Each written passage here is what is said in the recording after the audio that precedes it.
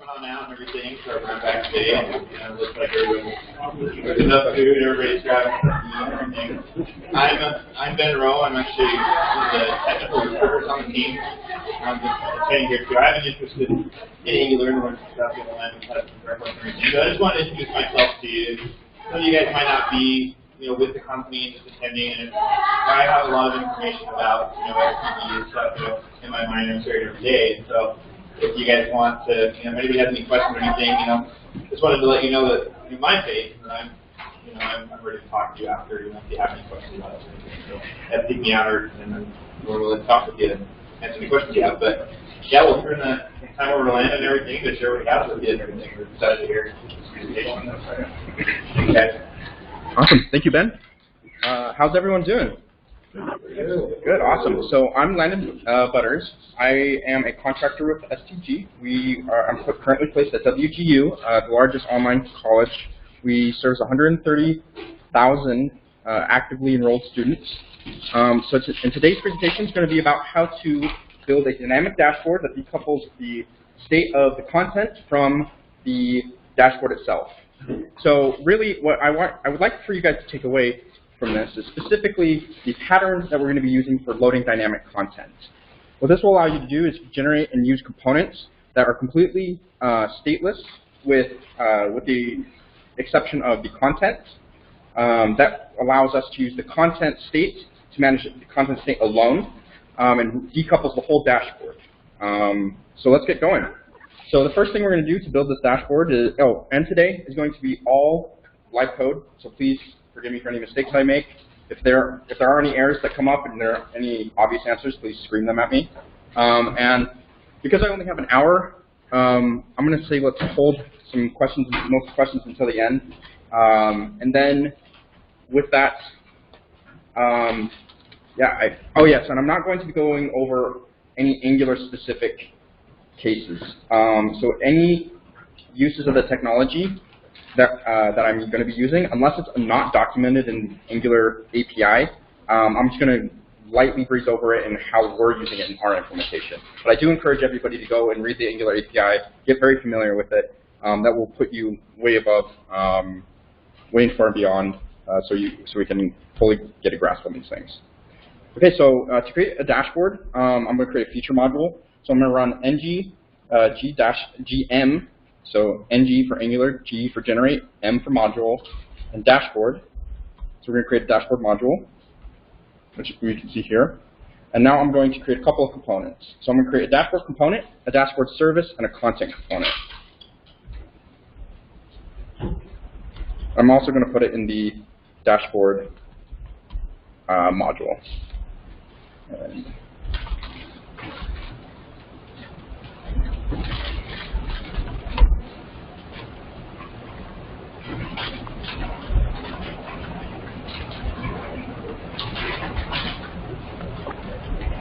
And then the content component, which is going to be an abstract component that we're going to be using for each component that is a content card on the dashboard. It will make more sense later, but for now we just need it.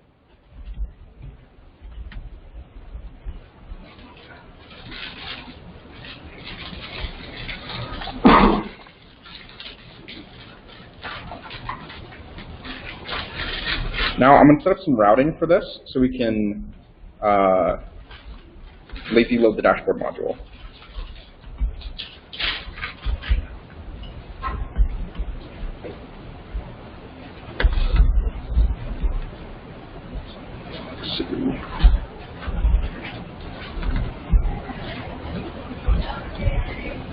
And this way of defining the module in your lazy loading when using load children is brand new to Angular, or brand new to Angular 8.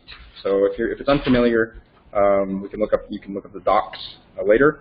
But so we're just going to be loading the children. And right now there is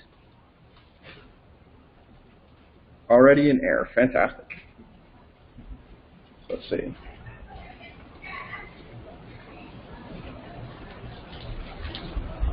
So now that we have routing set up to route to the dashboard module, we're going to do our routing here for the dashboard module.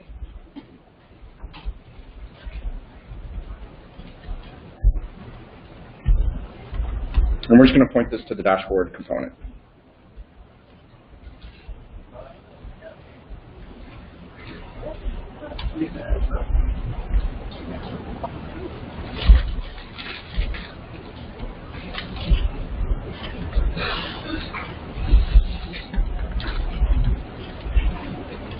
That should be good. So now we should see dashboard works. Fantastic. And I'm also just going to create a folder for the dashboard component because it decided it wanted to dump all of the files into the dashboard module, which we do not want. Okay, so now that we've got our framework set up, now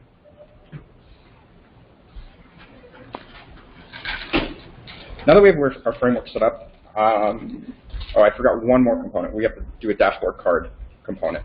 And that dashboard card is going to be a card that wraps it's going to be the generic card. So that's going to be the things that we're going to be using for every single component. So that's going to be like the header of the card, the divider of the card, the title, things like that.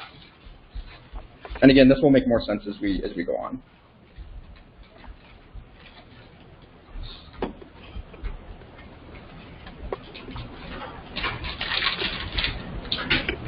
Okay, fantastic. Okay, so first, we have to define some interfaces. We have to know what type of data we're dealing with. So I'm going to define what a card is in this case. And in this case, I'm going to do export, interface, card, and there's going to be a couple of things. We're going to have a component, and that's going to be type string. And that's important, and I'll come back to that in just a second. We're also going to have an ID and also a title. The reason the component is a string is because later on in the tutorial, we're going to go over how the decoupling actually works. So what we use is a primitive type of string to actually have a reference into an object. And that object will hold all of our components and the references to those components. That way, we don't have to hard code them into our dashboard component. So now that we've defined a card, I'm also going to define a track interface. And what a track is it's like a column on a dashboard, but because a dashboard can be vertical and horizontal, it can be either column or a row, we just define it as a track. It can be either.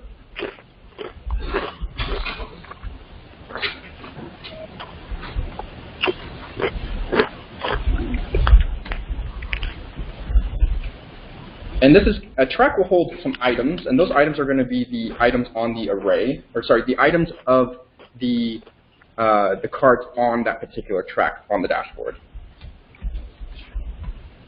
So then, because it's going to be the items on the dashboard for that particular track, we have to store those cards somewhere. So it's going to be typed array of cards.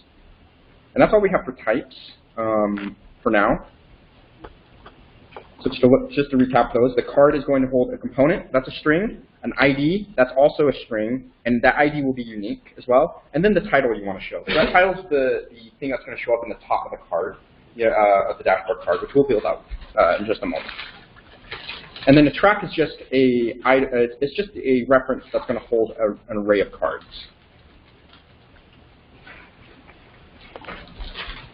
So to be able to use some of the, I'm using the Angular material library. So to be able to do that, I'm just going to import some of their modules so I can use them. So I'm going to import the map card module and the map divider module,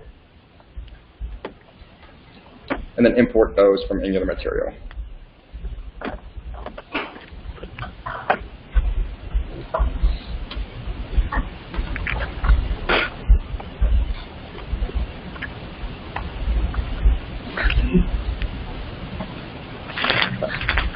So now that we have that set up, we can go ahead and start creating the card on the, okay, so we need to create the wrapper for this card. So this wrapper is going to be the thing that's going to hold the content. So it's going to be the card around the content. So it's just going to be a mat card with a mat card header, a mat card title, and some mat card content. And because we are going to be wrapping content with this component, we want to be able to make it reusable, and we also don't want to have to know what type of content it's in. So to do that, we're going to use the ng-content tag. And the ng-content tag is one of those really not well defined tags in Angular. So what that does is, just like any normal HTML tag, the content that you put inside of that tag will be rendered in a certain way. What this is telling Angular is that the content between your selector tags, so in this case it would be app dashboard card, will be projected on where the ng-content tag is in this case. And then we also are going to want to go to the component of this dashboard card, and we need to import some things. So I'm going to create an input for this, and it's going to take in a card. Because we have a mat card title, we need to put some sort of data there. So I'm just going to do card.title. And if you want it to be safe, we could add a question mark right here. And what that does is it says, okay, if title doesn't exist on the card object, then we just ignore it and move on. But I know all of our objects are going to have a title on them, but it doesn't hurt to have it.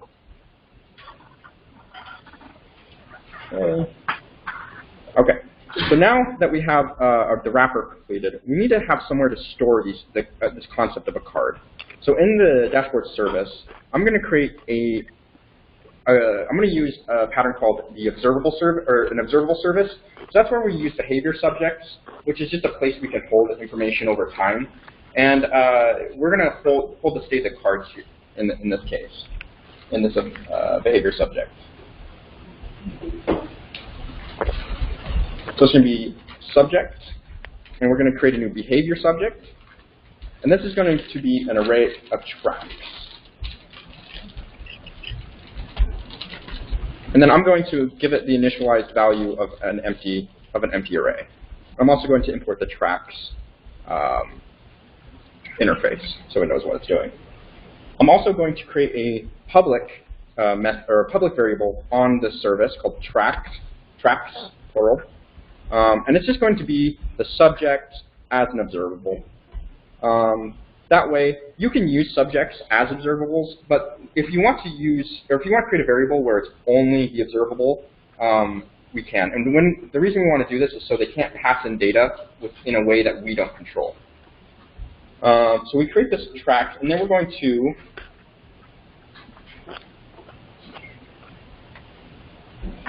now that we have a place to hold these tracks, I'm going to define some default values for them.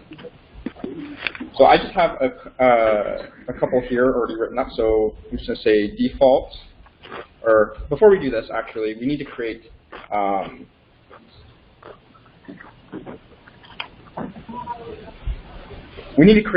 content. And what a content of a card is, it's just going to be an individual standalone component. So in this case, I'm just going to generate a component, and I'm just going to call it the STG component. So now we have this STG component, and I accidentally imported it into the app module, but really I want it in the dashboard module.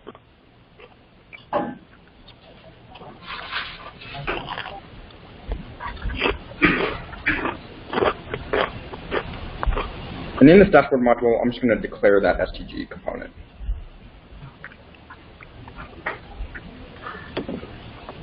So now that we have an STG component, we're going to have to add it to the entry component. And what that entry component means is it's going to create a factory for this STG component.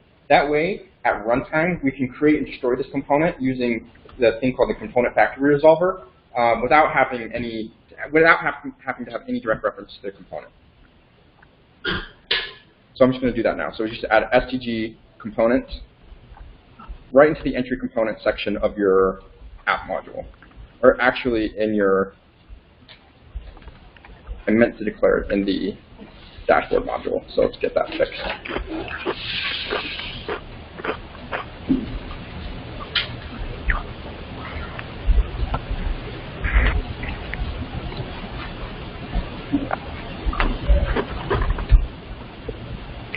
So now we can use this component dynamically. So that means we can create, render, display, do all of those things, get instances of this STG component in Angular, from Angular's CFR. That's the, what's that called? I just said it, the component factory resolver. So now that we have a component and it's added to the entry component, we can create the object where we're going to store the references from the components we want to be able to render on the dashboard and map it to a string. And that string needs to match with the string that we're going to define in the cards object in the component property. So I'm going to create that now. It's called dashboard cards. And it's just going to be a plain JavaScript object. And it's just going to be an array. And this array is just going to be a map between SDG card and the actual component itself. So I'm going to do SDG component. So now we have a reference between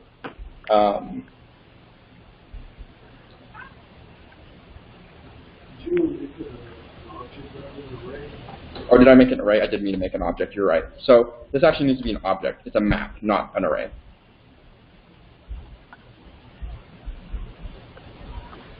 So,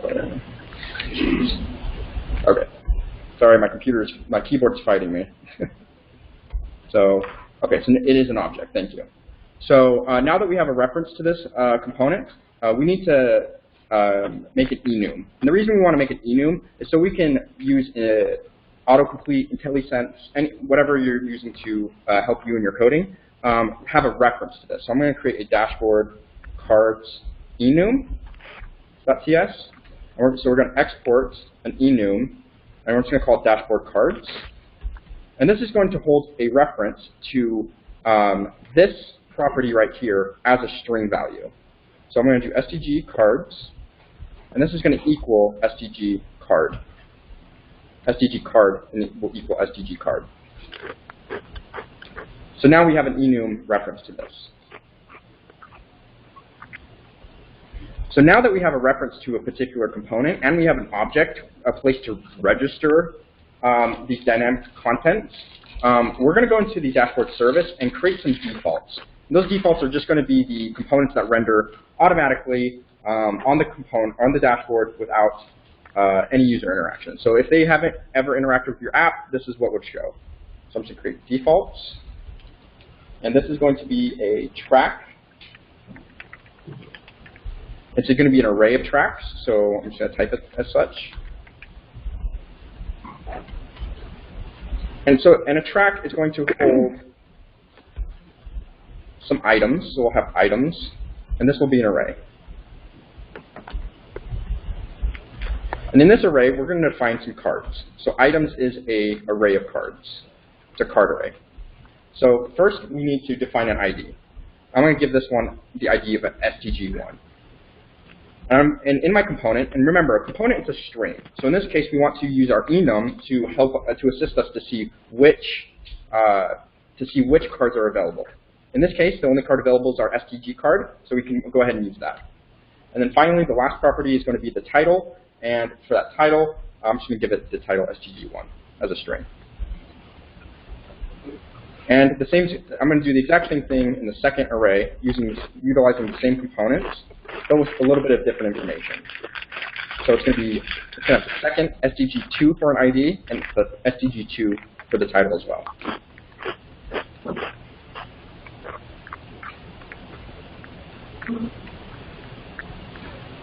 Okay, so now what we want to do is we want to be able, in our dashboard, to get access to these things.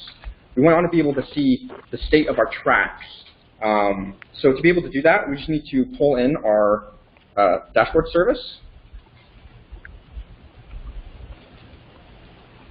and import the dashboard service into the components. And we just need to have a place to store tracks. And right now, tracks is going to be an observable.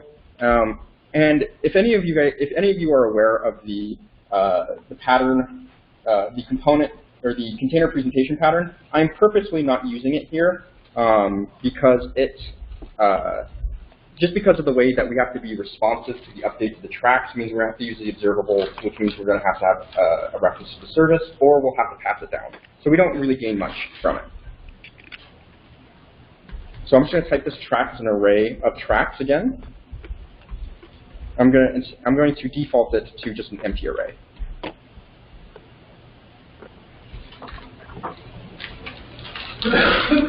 Then in our ng on init, I'm going to call this dashboard service.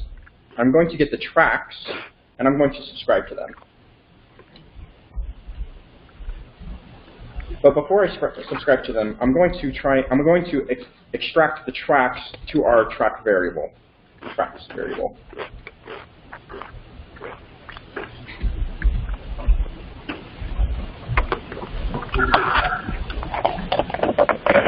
Oh, did I mess this up? Whoops. Thank you.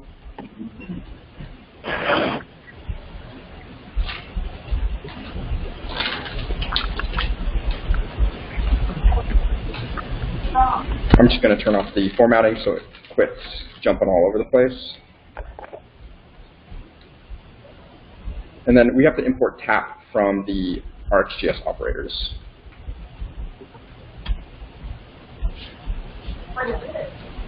Thank you. And then when the tracks updates, we're going to want to trigger a change detection cycle, which we're going to have to import a reference to here. So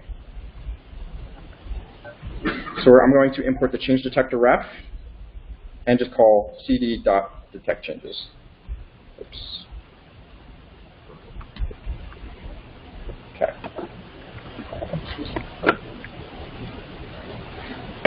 So now we have a reference to our tracks, which are going to be an array of track. So now that we have a reference to these things, let's build the dashboard component itself. So the dashboard is just going to be, it's very simple. It's, I'm just going to create a div. We're going to have a board, and that's going to be our dashboard. Then we're going to have another div, and it's going to loop over each track. So for let track of tracks, and we'll give it the class of track. So now we have a reference to each track. And then for each track, we have that list of items. So I'm going to say let card of tracks.items, which is also an iterable array.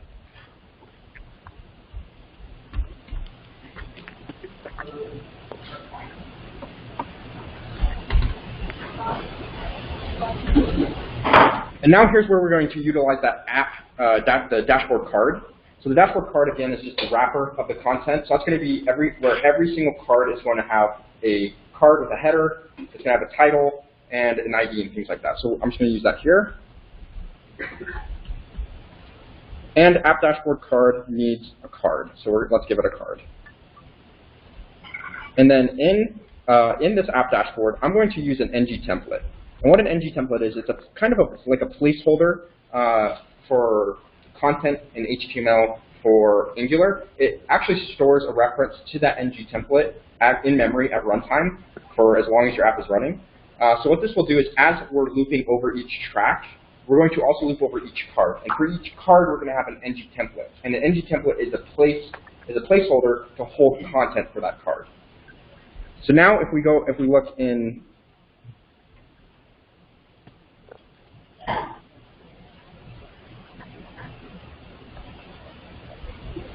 here, we have an error. Fantastic. So let's do some debugging. So we cannot pipe undefined, so we have pipe on dashboard service tracks. So let's go find out why tracks is undefined. Sorry, go ahead. Do I have to? I don't think I have to. Do I need to? No, it's part of the observable. Okay. So inside of here, and I actually forgot a step. I forgot to do this dot subject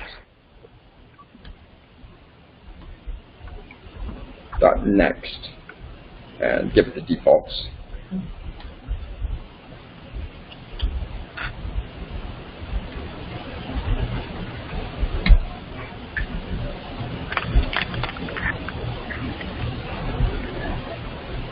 Freaking formatters. Okay, so tracks. We have some tracks in there. We have some tracks right here. Both are prefixed with a $sign. We got the dashboard service. Hey, and look, so now we have two cards, STG1 and STG2. I'm just going to quickly apply some formatting to these, just so we can get a better look at things. And this will vary depending on your implementation, what type of styles you want to use for these cards. Card.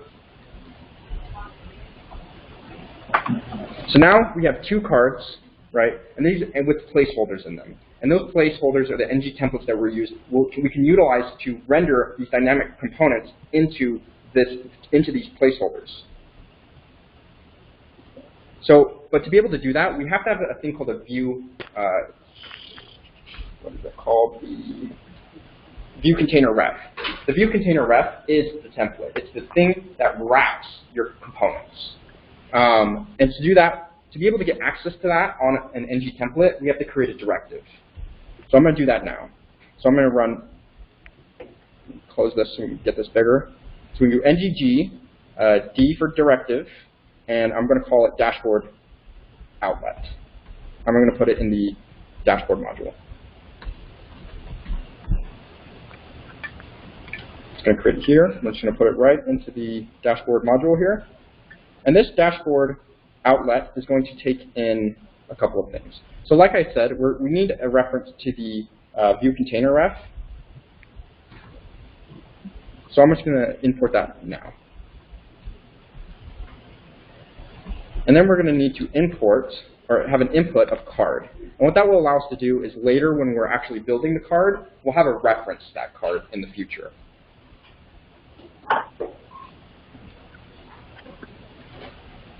So now that we have it declared in the module,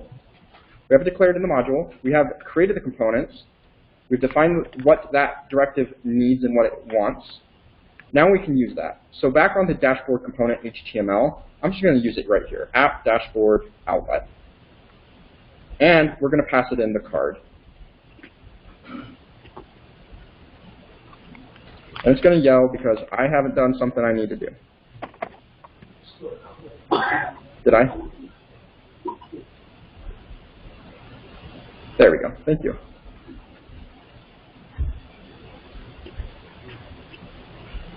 And cannot bind to card since it's not a property of ng templates, but it is a property of the directive, so it should totally be cool. There we go. So now what we have is we have this templates, which will have now a reference to the view container ref, and we've passed it in the card. So after we've done that, we need to get a reference to each of these placeholders.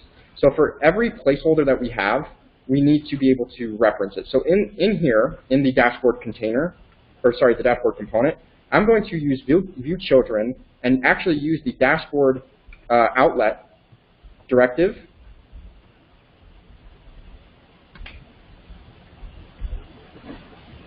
I'm actually going to use the dashboard outlet to reference each of the placeholders for these cards. And this is going to be type query list, which is an Angular specific type, I believe. And it's going to be a query list of the dashboard outlet directives. And that needs to be imported as well. So now that we have this reference, which will query for each of these placeholders, we can now begin to write the logic to actually do the fun stuff, which is load the dynamic contents. So to do that, I'm going to create a method on this dashboard called load content, and it's going to take two things. It's going to take a template, which is going to be a dashboard outlet directive, and a card, which is just going to be a card, of type card.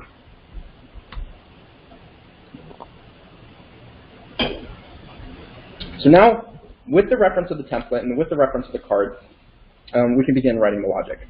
So the first thing we're going to do is we're going to check if there's a card, because if there's no card, we don't know what to do. So we're going to say if no card, return. Now, we're going to get that awesome view container ref that I've been talking about, which is going to be template.viewContainerRef.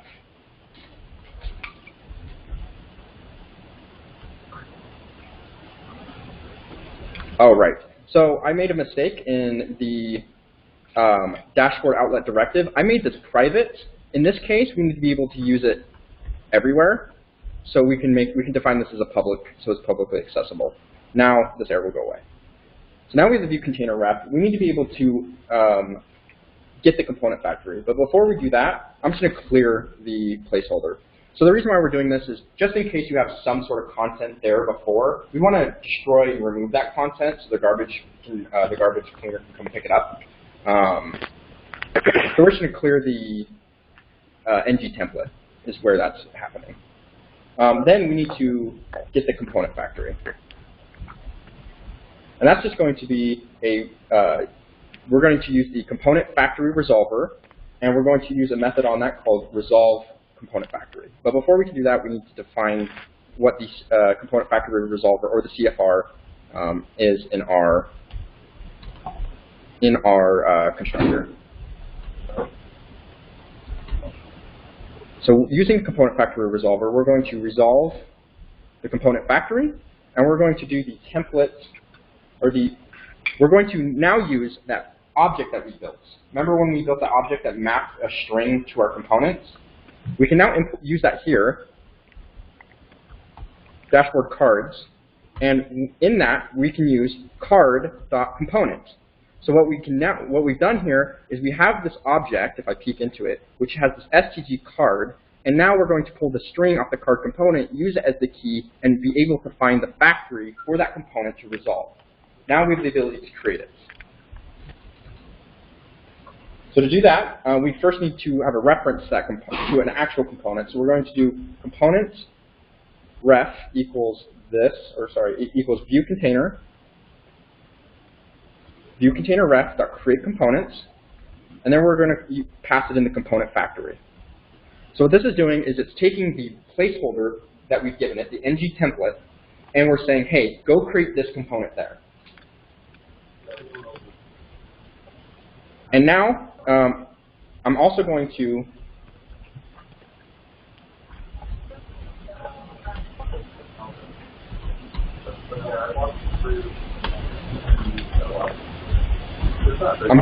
type the instance, so we can get an instance of that specific component, and I'm going to type it as a content component.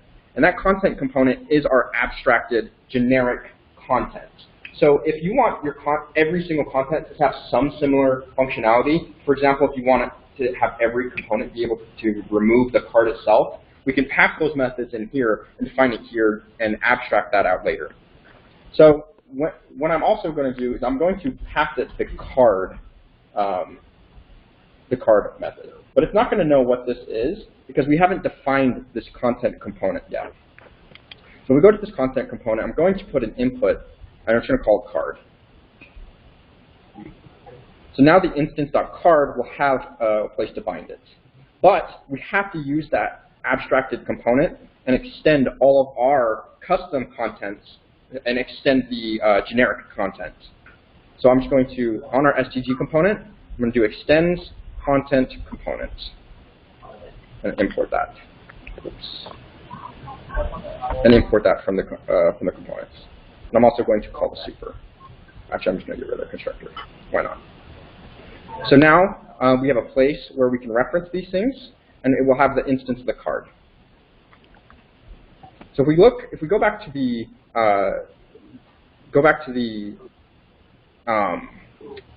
page, we can see that nothing's happening. And that's because we're not calling yet. So what I'm going to do is I'm going to again create another method called load contents. And all this is going to do is loop over all of the cards on each track, and then provide the card and template for each load content. So first thing I'm going to do is I'm going to check if the dashboard outlet exists. Because if it doesn't exist and we try to do this, there's no places for it to render this content. So it will give us an error.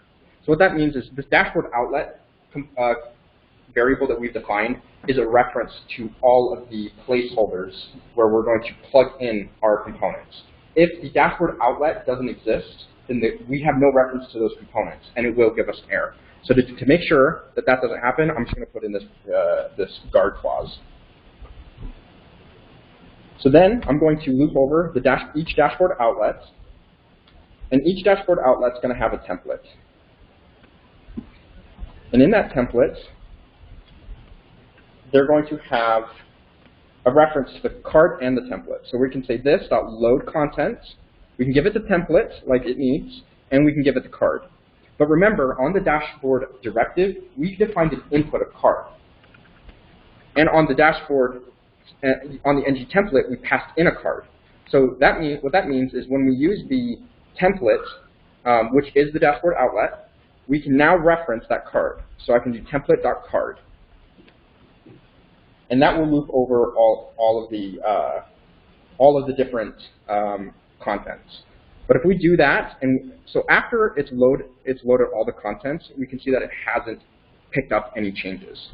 First off, it hasn't been called, but if we do call it, it will not pick up any changes.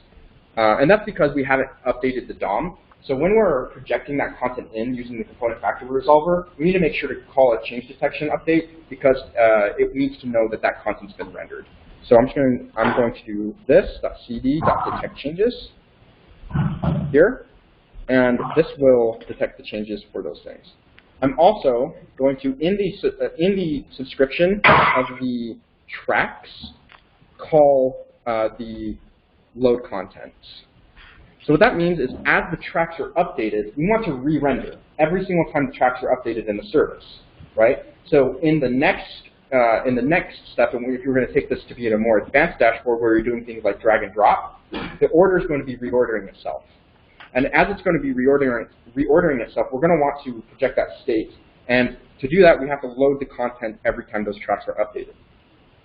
So I'm just going to add load tracks there. And now we can see STG works. So we can see STG1 has STG works, and STG2 has STG works. And that means that we've loaded that component dynamically without any direct reference to that component in the template or in the component. And then the last thing I'm going to do is, after view init, I'm going to call this .load contents as well. Because we can't always trust the tracks to update properly. The tracks to update properly on the initialization of the component. So we may have to make sure we're calling it after the view is available.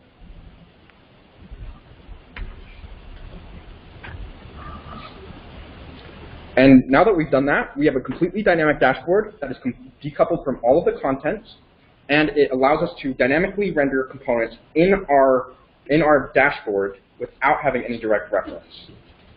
That's all I have for right now. It looks like we got some extra time. Thank you. Do you have any questions or anything? Okay, thank you. So, Landon, yeah. is this the same thing you posted on Slack the other day? Yeah, so I did a write-up on this. It's on Medium. I will be posting this on in the STG channel again, just so everybody has a reference. There's 2 more series. The first part goes over everything we discussed today, even in a little bit more detail and a little bit more organized thought. It goes over what each part means. It goes over what the track and the items are. It goes over how exactly the dashboard outlet director works, and everything just a little bit more detail. In the second part, I go over how to add drag and drop, maintain state, add and remove cards, and etc. The one thing I didn't cover in either of those articles are some of the downsides to this pattern, because there are a couple. First off, we have to register all of our cards. And what I mean by that is we have to place them in this file. If it's not in this file, we don't know about it. If we don't know about it, we can't render it, period. Which means that if you're doing this at an enterprise scale, that means every team is going to have their fingers in this file in one way or another, right? And that means that it's going to get hard to maintain, and it's going to need a little bit of code ownership and somebody looking over it to maintain it. I'm currently coming up with a way where we add a register flow, where instead of adding your card to an object, you actually register it. There's been a couple of roadblocks on the way, but once that's done, I'm going to update those articles and get that out for everybody. Yeah, at that point, it's similar to your routes. So you get the route passing. Exactly. So you pass the component, and it takes care of everything. Instead of passing it to a string. Right. So instead of giving it, so you still give it the string, but that string would be the ID of the registered component that you have. So if I wanted to register an STG card, I would say, okay, here's the STG component, and I'm going to give it the ID STG card. Then I would do this.dashboardservice.register card, give it that card, and then when I want to use it in the state, I would do add card and then pass the ID. Then it would maintain that state and it would have a reference to that in a stateful way. A way where we don't have to add it at before compile time. Where would you pull in content from dynamic database inside of the card component? So the content components have to be registered before. But if you wanted to maintain that state, the way that that happens is right here, or in the dashboard service, we have this subject. And this subject maintains that state. So if we want to, I can just go, I can do it really quick. I can do this tracks.subscribe. And in this, we're going to have some tracks. And I can do this, or I can do local storage dot set item tracks, and then give it, JSON dot toString, blah blah blah. So we can, and that will work for any JSON object thing that you want to work with. Yeah. Any other questions? Yeah, go ahead. With the component factories and dynamic integration and display components, have you found there are any performance issues with that, or bottlenecks, or gotchas? Absolutely not. It is one of the most performant ways to dynamically create components. Angular it's the same. If you're hooking into the way that Angular creates the components in its renderer directly. So that's all you're doing. Is you're using the same. You're using the same component factory that Angular used themselves. Oh. So there's no performance decrease. The pitfall that I do notice is that when I use a library like Dragula, if anybody's used it, when you pick up the component and move it, it has to destroy. And when it changes the state in the subject here, in the behavior subject, if you change the state there, you have to re-render every component on the dashboard, which is still super lightweight. And Angular is smart enough to know what's changed and what's not. But it does have to do a check for every single one. You're welcome. Is this the same place you would also do like save dummy data? Yes, so that's what these defaults are right here. Is I put this here as the dummy stuff. Yeah, so that is where you do anything like that. Any other questions? No, we're good. Cool. I just forgot that. Sorry. No, you're absolutely fine. That's totally amazing. So that defaults is there for if they haven't loaded it. So what I do is I load the defaults and then I load it from local storage. So no matter what, they'll have something on their screen. Yeah, I was just thinking. Oh, right, yes. So this is all here. Cool. Thank you. Yeah, thank you guys.